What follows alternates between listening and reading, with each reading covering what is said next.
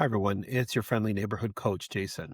You know that feeling when you get to something, whether it's that job you wanted, or that person you wanted to date, or that vacation you wanted to take, and you just don't feel great about it. You lose the thread of what it was that you were going for.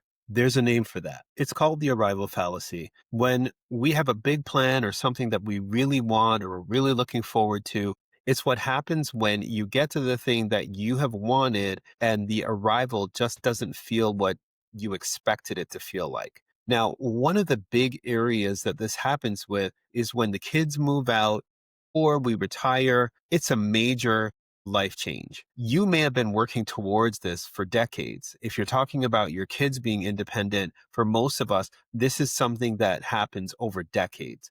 If you're talking about retirement, if you're like me and you started working when you were young, I was 14, you were looking forward to Freedom 55, as they used to call it, or maybe you're looking to not having to work at 65. And when you get there, for a lot of people, there is a feeling of emptiness or even disappointment. If you're in that place, you're not alone. The next phase can be exciting. It can be interesting. It can be connected and fulfilling. But I want you to take a second to think about how much of your life you spent giving to your work. If you're a full-time worker, you probably gave upwards of 60 to 70 hours a week to your work. You had connections with people there, friends at work, even your barista who you buy coffee from or the restaurants that you went to all the time. You had some kind of relationship with them. And once you leave all of that behind, if you just go home and sit down, even if you have a partner, it's not going to be as fulfilling as what you did every day. Similarly, with your kids, if your kids move out or they just become more independent and they're home, you're accustomed to taxiing them here and there and everywhere. You're accustomed to part of the reason you work, part of the reason that you're striving and doing things is to provide for them. And all of a sudden, they don't need you the way that they used to. They might need you in different ways, but they don't need you anymore the way that they used to.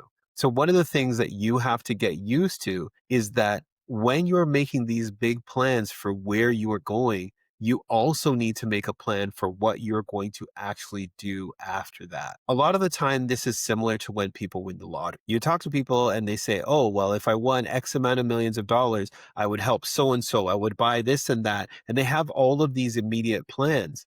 But what they don't actually have most of the time is a plan for what life is going to be like a year after they won the lottery, 10 years after they won the lottery, which is why a lot of people who win the lottery, the most likely thing that happens to them is that they're broke again in a very short time. If you're in the greater Toronto area, I am hosting a workshop in the next 2 weeks. If you'd be interested in either attending it or seeing it online afterwards, please feel free to drop me an email. I'll put my email below. It's going to be a workshop on finding your purpose after you're 55.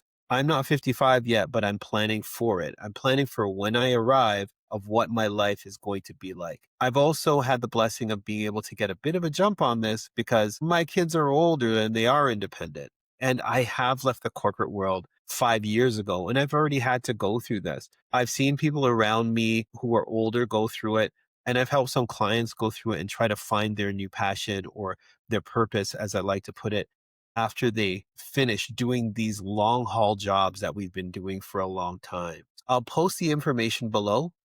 And if you're interested, let me know. I can either send you the video or you can attend and I'll give you more information. Thanks. I hope you have a good day and we can make plans for your future together. Take care.